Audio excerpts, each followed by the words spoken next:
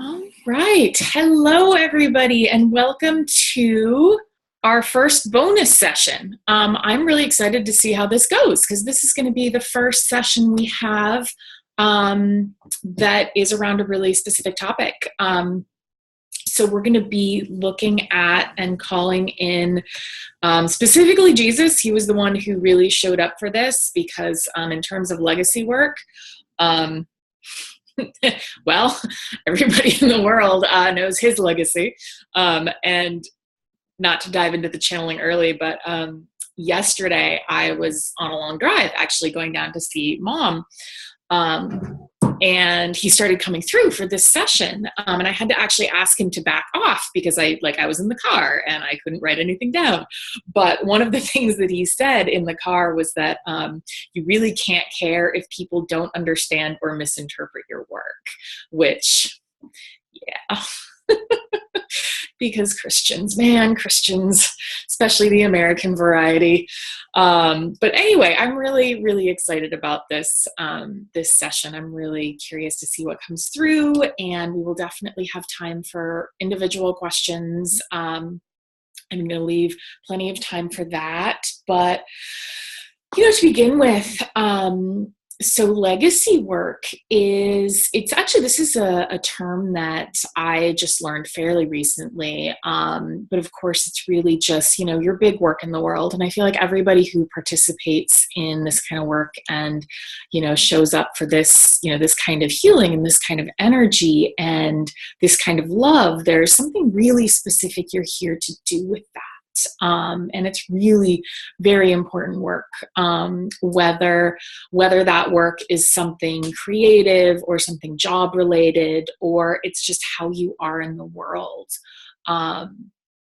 Because there are some people whose big work in the world really is just to be that really beautiful, loving energy that you pass in the street and they smile at you and your whole day brightens. Or it's someone who works at a post office and actually, manages to raise the vibration of the post office, which is no small job. So legacy work can mean a number of different things. But I feel like, I'm just going to check in on this one. I feel like everyone who's listening to this, everyone who's in this group, this cohort is, has some very specific work to do, as well as, just being this energy and, being very present with your own journey and raising your own energy and healing your own specific little pieces. And that's a big part of it. But yeah, we all have something we're here to do. And we can dive into that more individually. But first, let's just take a few deep breaths and land here fully. I don't know about you guys, but I've been feeling a little bit all over the place lately. I was in dance class today and having more difficulty landing in my body than usual. It feels like the energy has really lifted over the past couple of days. And so you may be feeling a little bit spacey. Or you may not. The energy affects all of us a little bit differently. But for now, just feel yourself, feel your butt in your chair or your back supported by the bed. Feel your feet on the floor and feel that source light, that white, brilliant, pure light and love of source. You might see it as a column that you step into. You might just feel it in the room that you're in right now, surrounding you. Just feel it here. Take a few breaths in this. Deep breath in, hold at the top, and long exhale.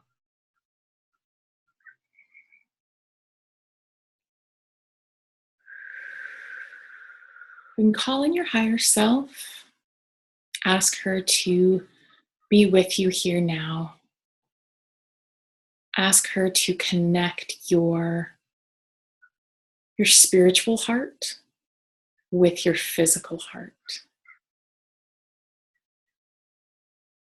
And this will really help bring you fully into your body so that you can fully participate in this session. As you feel yourself land in your body, drop those grounding cords from your pelvis and your feet, the base of your spine, into the center of the earth. And feel yourself supported and nurtured, grounded and loved. And just any thoughts that are swirling, any worries, any life concerns, just feel those drop into your heart. Feel everything just drop into that sacred pool of your heart where it will be dissolved and held for you. Whew. Okay. So we're going to set the circle for this session, calling in all of our individual guides, our individual angels, calling in the guides for this group, Mother Mary, Jesus, Mary Magdalene, Archangel Michael, Archangel Raphael, Archangel Azrael, all of them here. We now invoke Jesus, asking his message and his healing to come through clearly and cleanly in a way that serves the highest good of us all.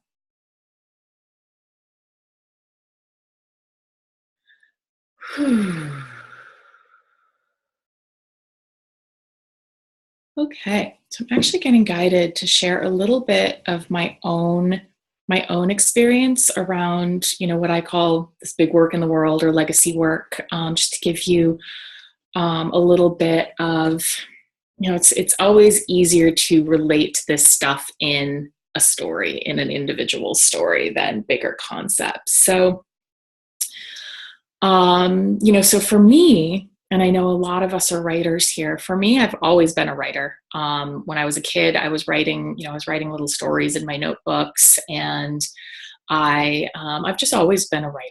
And so it's always been really clear that that's how I want to bring this message through. And the thing about legacy work is it's not so much about being a writer or being a singer or being an artist or being a teacher or being any one thing in specific, because really it's just like the writing is just one way to translate the love and the message that wants to come through you. And there are so many different ways to translate and receive this. Like with the channeling, sometimes, I will receive it as just a block of information, or sometimes I'll receive it as words, sometimes I'll receive it as energy, and it's all the same. It's just how I'm receiving it in that moment and then how I translate it. And so it doesn't matter if it gets translated through energy healing or channeled words or channeled written words, it's all the same. So really the labels we like to give our work, writing or teaching or healing, it's really, that's certainly a piece of it, but it's maybe not as big a piece of it as we've been led to believe.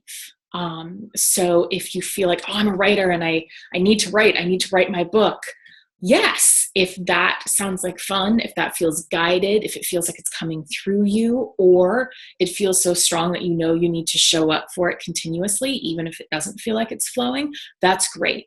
But if you maybe decided somewhere along the way that you were a writer, but that doesn't resonate anymore, that's fine too, because that is not the only way that this information can come through. It can come through in so many ways that we don't even have labels for yet. So the first piece of guidance and encouragement is just to allow yourself to let some of your labels not drop, but just be very easy with them, be very gentle with them, be open to them shifting, or maybe some piece of work that you've been feeling but you've put on the back burner, maybe that's going to show up very, very strongly and very presently, and if it shows up, allow yourself to go with that, even if you had designated your work as something else. Or maybe you've been really thinking of yourself as a novelist, but what really is drawing you right now is writing screenplays. Like, allow things to shift and change, especially in this time, because it doesn't matter how we bring it through. It just matters that we bring it through in a way that feels really beautiful and exciting to us. It feels, the process brings us joy. And of course, in the process, especially with creative work or, going to a job, the process isn't always pure fun all the time. It doesn't need to be, but we do want to have that thread of joy running through what we create, because really all that a book is, all that a movie is, all that, any kind of work that you might do it's your energetic signature being spread through the world. And so you want to put your magic and your joy into whatever you do. And so, of course, the way that you do that is by nurturing your magic and nurturing your joy. And sometimes that means going on a road trip rather than sitting down to write, or that means going outside and running around in the sun rather than doing, that thing on your to-do list that you told yourself you would do today. And sometimes it does mean stepping over your resistance and saying, okay, I'm going to show up for this project that's been tapping on my brain and my heart and my intuition. And even if it doesn't feel like it's flowing, I'm going to continue to show up for it, because of course the work shows up when we show up for the work. I'm going to take some water. So, I'm just going to connect in with our guide for today. Oh, and I was going to talk about, he was guiding me toward talking a little bit more about my story, and then I started talking about something else. So let me see if he wants me to go back to that. Okay, there's one piece that does want to be shared. So, a number of years ago, maybe 8 or 9 at this point, I got a reading from someone, and the message that came through was that my intuition was very strong, but I didn't need it to do my work in the world. And 8 or 9 years later, wherever we are today on that timeline, I don't remember, intuition is like the number one piece of my work. So things are allowed to change. Things are allowed to shift. And your truth doesn't have to look like the truth that is reflected to you, whether it's a well-meaning friend or loved one telling you something, whether it's a channeler or a reader who gives you information that comes through, very clearly for them at the time, and probably has a very specific reason for showing up in your experience, but isn't necessarily the truth. Because with this intuition and this channeled work, it's always what we need in the moment. And I think that was the message that I needed in the moment, because I was very new to my intuition at that point. And I think if I had been told that I was going to be doing channeling and energy healing, I would have freaked out. It's like, oh no, I'm going to be a writer. This is what and I would have completely frozen. So this is, there was some reason he wanted me to share that story. I'm not entirely sure why it is, but I think it's really just following along the lines of being really gentle with how things want to come through, and very open to how things want to shift for you, especially now. And things may show up precisely as, your soul's plan has been revealed to you, however it has been. And it may be really changing right now. So just be open to what shows up. Be very, okay, that's actually the activation that wants to come through right now. It's a group activation around opening up our hearts, our heart chakra and our physical hearts, as well as our crown chakras and our physical brains. So Jesus, Yeshua, is going to be working with each of us and our higher selves to activate that opening, that allowing, which will bring in a lot more ease and flow and joy to whatever it is that you're creating, whatever the experience is that you're having right now. So just going to go quiet for a moment and open up to that.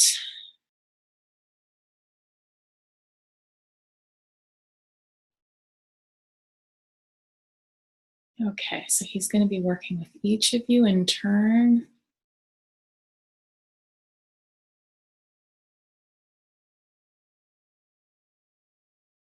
Just going to stay quiet for a moment or two.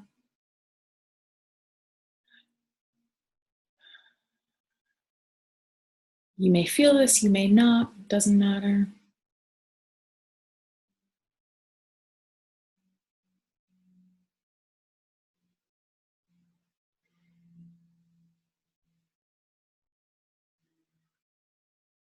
Okay, so that's going to he's going to keep working on that, but we can move on now.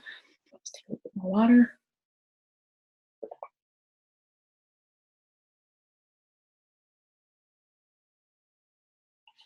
Just see if there's anything more about my experience that needs to be shared. Nope, not specifically. Okay, so the big messages that were coming through as I was driving were very specific from this particular ascended master, because of course Jesus Christ he's known, arguably between him and Mother Mary, they are the most visible, and there are a lot of very visible spiritual masters out there, but Jesus has had a tremendous impact, and he's shaking his head. It certainly is not the impact that he was necessarily hoping to have. Some of it, yes, of course, but a lot of it, he's just like doing this right now because, a lot of what he shared was corrupted, because that is the time that we have been in. But that also was part of this is true. This was also part of our collective choice as a people to go into a period of darkness. And that was how a lot of his teachings did get altered. And so the big message he has around that is that you can't care if people don't understand your work or they misinterpret your work. I mean, of course you can care. Of course, like as a sensitive person, you might get triggered, you might get hit with that. And of course, in the moment, don't judge yourself for any feelings you might ever have about someone's reaction to your work. But overall, you can't let yourself worry about how people are going to receive what you send out, because your job is to be, like in channeling, your job is to be a pure vessel. And of course, you are all channeling your big work. That's, whether you're working on channeling with me in the channeling school or not, your work is channeling. You are a vessel for whatever it is that you're doing. And so your job is to be a clear vessel for whatever shows up, so that whatever appears, you send it through in the best way that you can, the most loving way that you can, the most respectful way that you can for whatever it is that's showing up. And if we worry about how people are going to receive it, if they're going to like us, if they're going to love our work, when we worry about that, that's allowing our ego to get in there and start twisting around whatever it is that we're receiving. So he's just really encouraging us to put our trust in our own, what we receive, put our trust in our own intuition around our work. Always trust yourself over anyone else. Of course, you do receive messages through other people, through other venues, but you always trust yourself first. And the way you trust yourself first is how does your work feel? How does it feel to be bringing forth whatever this work is? You know, if you're writing something, how does that make you feel? If you are creating creating a new business, how does it feel? If you're going to work, how does it feel? And again, it's not going to feel hunky-dory 100% of the time, of course, but in general, how does it feel? And if you notice that something is consistently nudging you with like, oh, this doesn't feel good, or, you know, things are just really not moving in the way that I would hope, that's just when you get really quiet with yourself and you ask your higher self and your soul to show you what's possible now. What is my next step now? What is the best way that I can show up for my big work now? So the other big message that he has for us is that we can't let fear stop us. And he's just sharing that, of course, he was, in his human experience, he was so scared. He had so much fear. Because that was part of it. He had to step through that fear to really show up in the way that Source was asking, the way that Spirit was asking, the way that his soul was showing him was so important. He had to be very present with himself in that fear and unconditionally loving of himself in that fear and continue to show up rather than, you know, run away and hide, which would have been an option. But he had to show up because that was how he could best serve. Moving through his own fear as a very human man was how he could best serve. And that's how we can best serve too, is by moving through our own fear and doing what feels right to us. In work, in life, in how we show up in each moment, what feels right to us?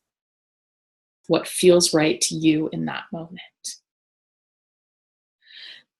So he says that you don't need to not be afraid. You want to honor your fear and move forward. And you are all gaining so many more tools for being present with your fear, honoring it, and moving through it. In the past, all of us have been paralyzed by fear because we, especially as really sensitive people who are taking on so much other energy, so many other people's things, entities, you know, sticky karmic energy, fear, it was easier for fear to get its hooks in us in the past. But we are all learning through this group and through the other things that you're doing out in the world, the other messages you're receiving, the messages you're receiving for yourself. We're all receiving so many more tools to move through that fear and to not fear the fear. And again, of course, Harry Potter shows up because when he was confronting the boggart, the only thing that he truly feared was fear. And he confronted it anyway. Harry Potter fans, what up? So don't let the ways that you have been stopped by fear or paralyzed by fear in the past, don't let those ways worry you, because it's easy to create that same story by worrying about how you dealt with fear in the past. But this is a very new energy, a very new time. You have so many more tools, new tools. You have such a greater awareness of who you are at your true self. Not so much your human self, but your true self as a soul and as a bright light in this universe that is reflecting and is divine light. You have such a better sense of that now that fear can't stop you in the way that it used to. And so this is just something to remember as you begin taking bigger steps and doing things that push your edges, that feel scary, you know, whether that's really, stepping up for something really big, or it's having a really brave conversation with someone else or with yourself, or really confronting something within yourself that you haven't let yourself really look at. Whatever that is, you have a new sense of yourself now and new tools. And so he's just asking us all to take a moment to forgive ourselves for the way that we've handled things in the past, and know and honor ourselves and send our past selves so much love for dealing with it the best we could at the time. And it's like we're all getting a shiny new set of tools to help us move through this very human experience and create the work and the relationships and the life that we really feel called to create the freedom that we feel called to, the joy that we feel called to. And so he's just sending us all so much love. It's just waving, it's radiating out of him and filling up this circle and filling up each of us individually. Because of course this love from Jesus, from Yeshua, is source love, is divine love. And you have access to that divine love anytime you want. You have access to him anytime you want. And if you feel called to work more closely with Jesus, to call him in and to just ask what he has for you specifically,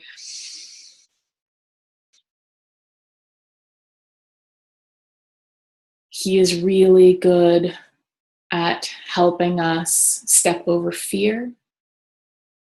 He's really good at helping us move past the judgments we might receive from friends or family about what we're doing, how we're living our lives. Because while some of us in this group are, living more traditional lives on the outside, not on the inside, and some of us are living very unconventional lives, inside and outside. And so there can be judgment from others around that. And so Jesus is a really beautiful one to call on when you feel like judgment is being more present in your experience than you would like, whether it feels like it's coming from another or it's coming from you, or you just feel kind of sticky in it because it feels like the whole world is judging sometimes. Jesus is a wonderful one to call on.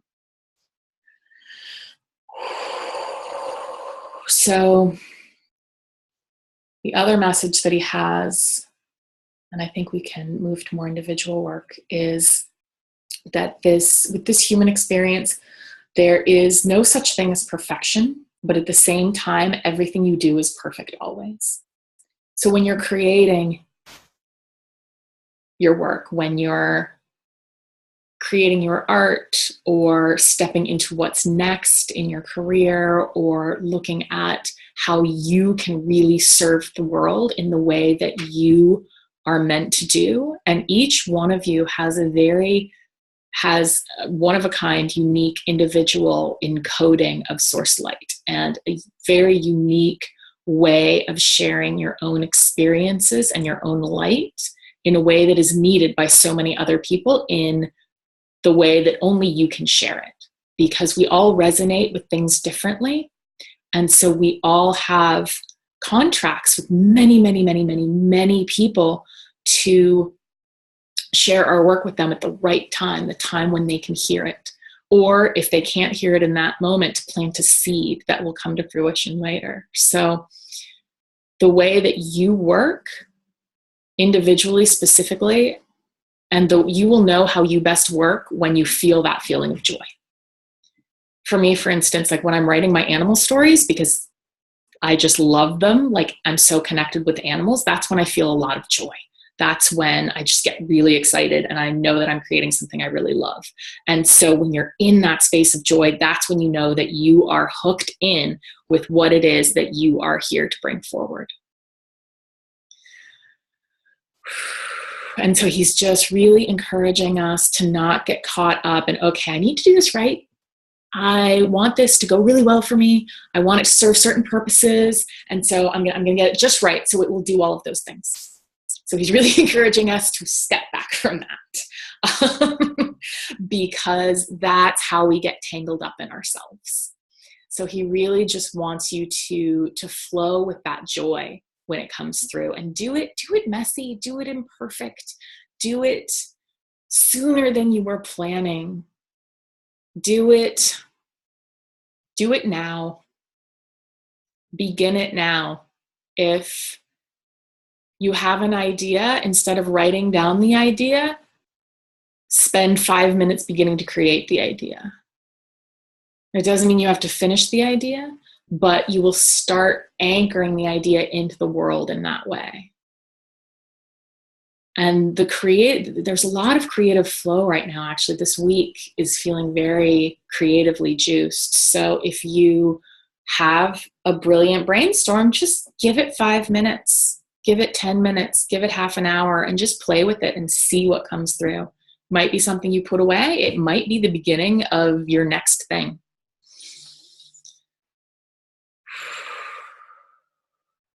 I feel like there were some threads that I started and didn't finish. So let me just check in and see if there's anything.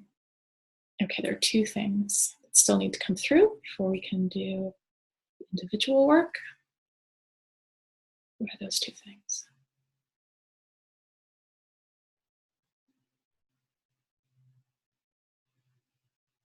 Okay, you each have big work to do here. And it's all big creative work, whether you consider yourself an artist or a writer or not. It's very creative work. It's, even if you're in a career that seems pretty traditional, there's something you and only you can bring to it that is so desperately needed. And that's something that you find by following those nudges, following those bits of joy, following the energy. When something's tugging at you, follow it and see what happens. And sometimes, different strings are tugged to prepare us. Sometimes a string is tugged to take you into something big that you're going to do or be or create. So just really follow those nudges, play with what wants to come through you, and keep yourself really, really sourced in whatever way works best for you. Just really, taken care of. Because, as you've all heard me say a zillion times before, you need to take care of yourself before you can take care of anyone else, before you can take care of your work. Taking care of you is taking care of the work, whether that means more sleep, more fun, more nature, better nutrition. You know what it is that is needed. And always that is work time. Going out into the woods to just sit and stare at a tree is work time. Because chances are you're going to get a lot more out of staring at that tree than you would staring at your computer screen. So this is a full-on permission slip to take care of yourself in the best way that you know how in this moment, and trust that that is precisely what you need. Okay,